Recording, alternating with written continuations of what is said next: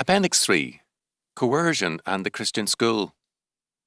The Christian school is not to be confused with a parochial school in that it is not an adjunct of the church, but the creation of an independent school society formed by interested parents in terms of particular Christian and educational standards. Various church bodies have, however, taken an active interest in furthering and promoting this school as a matter of principle and in the firm and worthy conviction that the child is the responsibility not of the state, but of the parents. The churches have felt so strongly about this that they have felt it their responsibility to remind parents that children do not belong to Caesar and that statist education is ultimately anti-Christian. All this is excellent, but the problem arises as some churches exert an element of coercion on parents to further attendance. There is no disciplinary or coercive action taken by the church, but some pressure by the officers on the families to enter their children in the Christian school. In some instances, churches report to their official bodies the percentage of families whose children are entered in the Christian school, very often 100%.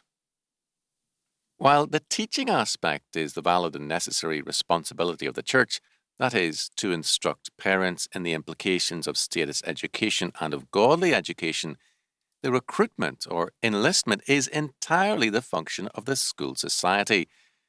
The greater majority are clearly in favour of Christian education. The minority usually fret and then go along because of social pressure, fretting because of their unwillingness to bear a double load, the public schools through taxes and the Christian school in tuition. These unwilling parents become a drag on the school society. Anxious to keep down expenses, they are niggardly and grudging in financial matters, always faintly hostile but not honest enough to say why.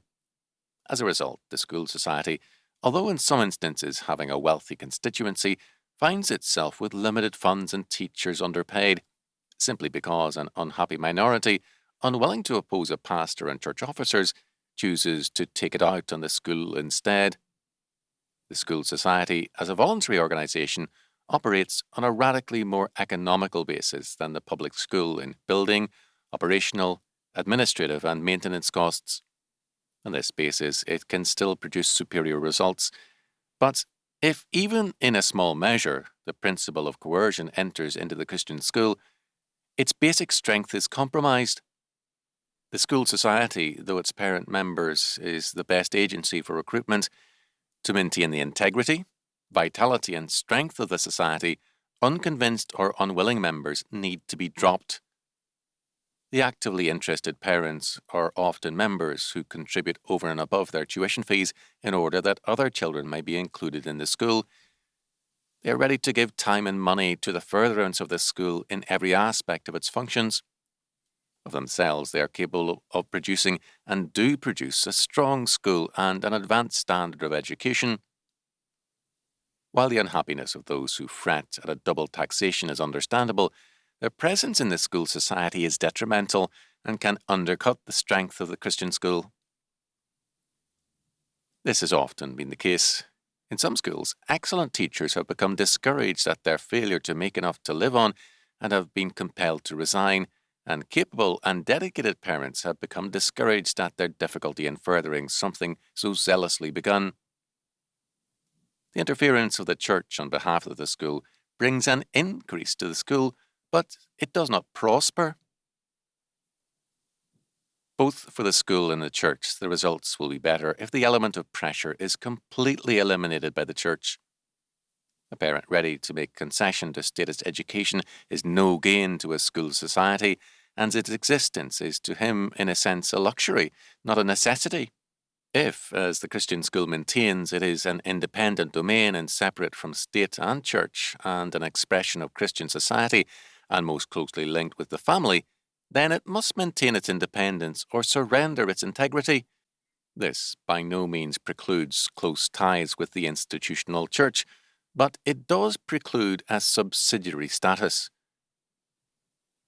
In any society, great or small, as the measure of coercion rises, the sense of responsibility diminishes. As men find themselves able to surrender authority to state, church, or school, both their irresponsibility increases and their complaints. Very often in authoritarian societies, cynical humour, complaining and bickering are irresponsible man's only ways of asserting his superiority to the foolish authorities without assuming any share of responsibility himself. Such cynicism and complaining exists not as true protest, but as a form of compliance. It is not a sign of health, but of radical sickness. Neither educators nor churchmen can hope to gain respect if they create such a coercive situation, nor can they hope to further responsibility. On the other hand, the independence of the Christian school cannot be read as the self-sufficiency of this school in the matters of government. The school cannot be the servant of the home. It is itself a manifestation also of the kingdom, but neither can it create an independent hierarchy and deny the rights of parents. Sphere sovereignty is not sphere autonomy, and independence in any healthy sense means interdependence also.